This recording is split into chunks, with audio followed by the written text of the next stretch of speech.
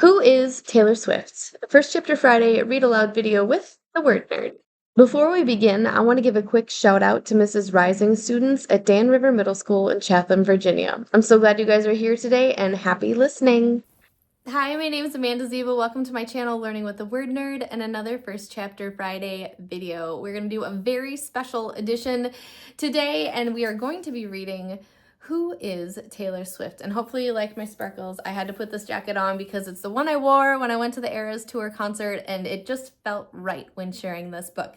But before we get into this specific Who is edition, I wanted to give a shout out to the entire Who is series. The very first Who Is book that showed up at my house, my son brought home when I think he was in like 4th grade. He was doing a report at school and he chose to learn more about Michael Jordan. The parade of Who Is books continued to flow through my house throughout the past couple of years. When we went to Mount Rushmore one summer, we got all of the Who Is or Who Was books about the presidents that found themselves as a part of that monument. As we traveled to other places, we got books like Where is the Bermuda Triangle or Where is Disney World to learn about these places that we were going to visit. And this series is so incredible because it is so vast. It covers so many people, so many historical events, so many incredible landmarks and places. And so if there's something that you are wanting to learn more about, you should see if there is a Who Is, Who Was, Where Is, What Is book series about it, because it does a fantastic job of giving you an overview of those events, people, and places. I cannot say enough great things about these fantastic books. Teachers, it's an amazing library to build within your classroom walls, within your classroom or your school library. So if you haven't yet already fallen in love with this series, highly recommend. Pick up a dozen or so of them. They're super affordable, and just watch your kids come alive learning and reading and learning about the things that they are personally interested in. So again, today we are looking specifically at Who is Taylor Swift. She's everywhere. Excitement about her is all a buzz. And so why not lean into that love and excitement with a book? These books don't have blurbs. They do give us like a little quick fact sheet on the back to help pull us in and want us to learn more. This one says, who is Taylor Swift? A young girl who grew up on a Christmas tree farm in Pennsylvania, a talented singer who writes her own songs and plays several instruments, including guitar and piano, one of the most successful and beloved musicians of the 21st century, or all of the above. Find out more in this illustrated book. So let's do that. Chapter 1 is called Life on a Farm, and it says illustrated, so it does have these really fun illustrations throughout the story to show us a more in-depth look at the person's life. Also, you'll see that the reading on the pages goes very quickly. It's big text, lots of pictures, and so if you have reluctant readers in your room, this feels like a really easy lift. Chapter 1, Life on a Farm, Who is Taylor Swift by Kristen Anderson. Taylor Allison Swift was born on December 13th, 1989 in West Reading, Pennsylvania. Her father, Scott, worked in baking. Her mother, Andrea, had also worked in baking before becoming a stay-at-home mom. When Taylor was 2 years old, her brother Austin was born. Taylor and her family lived on a Christmas tree farm that her father had bought from one of his clients. Every morning, Scott would get up early to do chores on the farm before heading into the office. The rest of the family pitched in to help with other tasks, especially during Christmas. Taylor's job was picking the praying mantis eggs out of the trees so that they wouldn't hatch in people's homes. The excitement of Christmas on the farm gave Taylor a lifelong love for the holiday season. The family kept horses on the farm too, and Taylor began riding them at an early age. She competed in horseback riding tournaments, and her mother dreamed Taylor would become a champion rider when she got older. But Taylor was drawn to something else. As soon as she could talk, Taylor began to sing. She plucked out tunes on toy pianos and learned all the songs from her favorite Disney movies. When she was 6, her parents took her to see the young country star LeAnn Rimes in concert. Taylor was enchanted.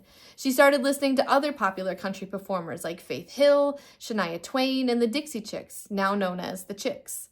Taylor was fascinated by the way country songs told stories. Sometimes when a song she liked ended, she would continue the story herself by singing verses that she made up. Taylor performed in local children's theater productions, and when she was 9, she began taking singing and acting lessons in New York City. Her parents gave her a guitar, but it was too big for her, and she lost interest in it. But Taylor still wanted to sing.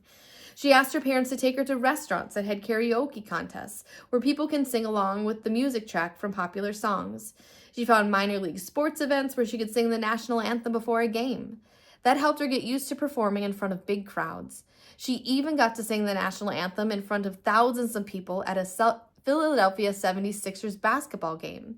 Taylor loved it when she sang and the audience applauded for her. She always wanted to please people. By now, Taylor knew she wanted to become a country music singer.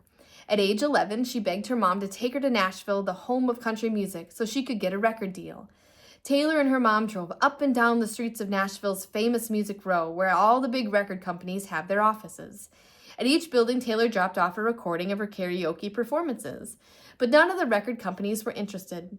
Many producers and executives thought teenagers didn't listen to country music. Taylor was disappointed, but she was not ready to give up. She now understood that getting a record deal wasn't easy. She needed to find a way to stand out. During middle school, Taylor stood out in all the wrong ways. Her friends called her annoying and made fun of her for how much she followed the rules. Some days, no one at school would even talk to her. When she sat down at a lunch table, girls would get up and walk away. Taylor often felt like the only friend she had was her mom. But she knew she could always count on music to cheer her up. When Taylor was 12, she started taking guitar lessons from a local musician named Ronnie Kramer. She fell in love with playing the guitar and practiced for hours a day. Then Taylor began to compose her own songs.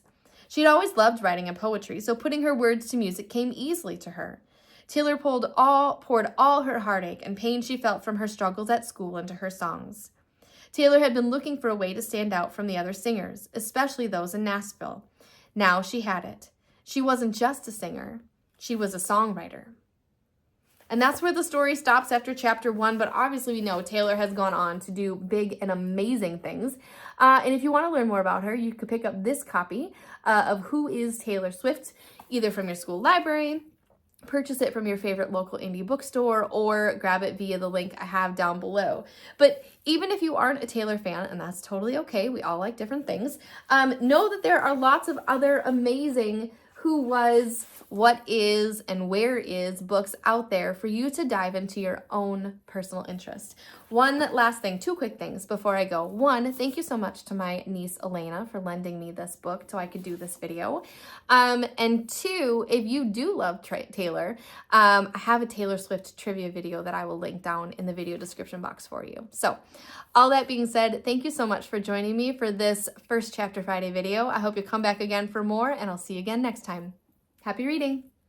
To continue reading Who is Taylor Swift or any of the other amazing Who Was books, pick up a copy from your school library, purchase it from your favorite local indie bookstore, or grab it via the link in the video description box. Then be sure to check out the rest of my channel for hundreds of First Chapter Friday videos. I'm sure there's something there that everyone can love. Finally, please like this video and subscribe, and I will see you again next time for another First Chapter Friday video. And teachers, don't forget to check the video description box before you go, because I've got some freebies down there for you that I'd hate for you to miss out on. I'll see you again next time. Happy reading.